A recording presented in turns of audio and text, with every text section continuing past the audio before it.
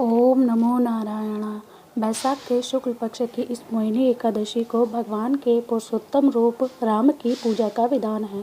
भगवान की प्रतिमा को स्नान आदि करा, उत्तम वस्त्र पहना, उच्च आसन पर बैठाकर आरती उतारनी चाहिए और मीठे फलों से भोग लगाना चाहिए।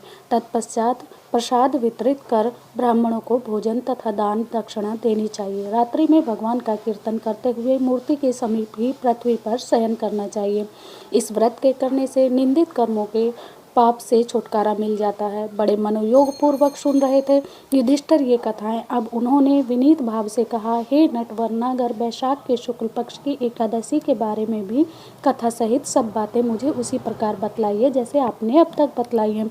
भगवान श्री कृष्ण ने कहा, हे कुंती पुत्र, जब सीता जी के वनवास के बाद रामचंद्र जी बहुत व्यथित थे तब उन्होंने वशिष्ठ जी से पूछा था कि गुरुदेव, मुझे कोई ऐसा व्रत बतलाइए जिससे समस्त दुखों, संतापों और पापों का क्षय होकर मेरे हृदय को शांति मिले। उस समय वशिष्ठ जी ने जो उत्तर वश में तुम्हें सुनाता हूँ। महर्षि वशिष्ठ जी ने कहा, हे राम, आपने कोई महापाप नहीं किया है। आपका तो नाम लेने से ही मनुष्य के सारे पाप छूट जाते हैं। यह प्रश्न आपने लोकहित की भावना से किया है, अतः मैं आपको बतलाता हूँ कि मानसिक शांति की प्राप्ति और संताप तथा पाप मिटाने का अमोघ अस्त्र है। मोहिनी एकादशी का व्रत बैसाख मास के शुक्ल पक्ष की एकादशी को मोहिनी एकादशी क्या कहा जाता है कि इसका व्रत करने से मनुष्य के पाप तथा दुख दूर होकर मोह जाल से युक्त होकर अतएव दुखी मनुष्य को यह व्रत अवश्य करना चाहिए। मैं इसकी कथा कहता हूँ, आप ध्यान पूर्वक सुनिए। सरस्वती नदी के किनारे बसी सुंदर और संपन्न नगरी भद्रावती में बुद्धिमान नाम का चंद्रवंशी राजा राज्य करता था। इसी नगर में धन धान्य से परिपूर्ण धनपाल नामक एक वैश्य भी रहता था। वह वैश्य अत्यंत धर्मात्मा एवं विष्णु भक्त था। उसने नगर के अनेकों भोजनालय, प्याऊ, कुएं, तालाब एवं धर्मशाला आदि बनवाए। सड़कों के किनारे आम, जमुना, नीम आदि के अनेक वृक्ष लगवाए। उस वैश्य के सुमना, सद्बुद्धि, मेधावी, सुकृति और दष्ट बुद्धि नाम 5 पुत्र थे। उनके 4 पुत्र तो धर्मात्मा थे, परंतु सबसे छोटा पुत्र दृष्ट बुद्धि महापापी, लंपट और दुराचारी था। वह वेश्याओं और दुराचारी मनुष्यों की संगत में रहकर जुआ खेलता, दूसरों की स्त्रियों के साथ भोग विलास करता था तथा मद्यपान का सेवन करता था। इसी प्रकार अनेक कुकर्मों में फंसकर वह अपने पिता के धन को नष्ट करता था। इन्हीं कारणों से उसके पिता, भाइयों तथा कुटुंबियों ने उसको घर से निकाल दिया।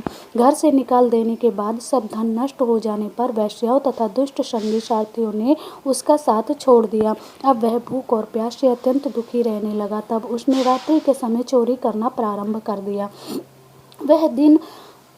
एक दिन वह पकड़ा गया, परंतु राज्य कर्मचारियों ने उसको वैश्य का पुत्र जानकर छोड़ दिया। परंतु जब दुराचारी दूसरी बार पकड़ा गया तो उसने राजा के सामने उपस्थित कर दिया। राजा ने उसे दंडित कर कारागार में बंद कर दिया। कारागार में राजा ने उसको बहुत दुख दिए और फिर नगर से निकाल दिया। वह तो वन में जाकर जानवरों के शिकार पर अपना जीवन यापन करने लगा। एक दिन भूख प्यास से व्याकुल हो वह शिकार का पीछा करते करते कौंडिन्य ऋषि के आश्रम में जा पहुंचा। उस समय वैशाख मास था और कौंडिन्य ऋषि गंगा स्नान करके आ रहे थे। उनके भीगे वस्त्र के छींटे पड़ने से उसको कुछ सद्बुद्धि प्राप्त हुई और वह मुनि के सामने हाथ जोड़कर कहने लगा, हे मुनीश्वर, मैंने अपने जीवन में बहुत पाप किए हैं, अतः आप उन पापों से छूटने का कोई साधारण और बिना बच्चे का उपाय बतलाइए। उसके दीन वचन सुनकर ऋषि कहने लगे कि ध्यान देकर सुनो, तुम बैसाख शुक्ला एकादशी का व्रत करो।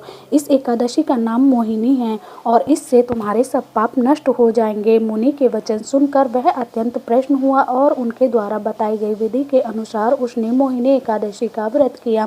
हे राम, इस व्रत को प्रभाव से उसके सब पाप नष्ट हो गए और अंत में वह गरुड़ पर चढ़कर विष्णु लोक गया। इस व्रत से मोह आदि सब नष्ट हो जाते हैं, अतः संसार से इस व्रत से श्रेष्ठ अन्य कोई व्रत नहीं है। इसके महात्म को पढ़ने तथा सुनने में 1000 गौदान का फल प्राप्त होता है। यह तो थी श्री राम भगवान ने भी मोहिनी एकादशी का व्रत किया था और आज ही के दिन भगवान विष्णु ने अमृत कलश को बचाने के लिए राक्षसों के सामने मोहिनी रूप धारण किया था। तो ये थी आज की मोहिनी रूप एकादशी की कथा। ओम नमो नारायण।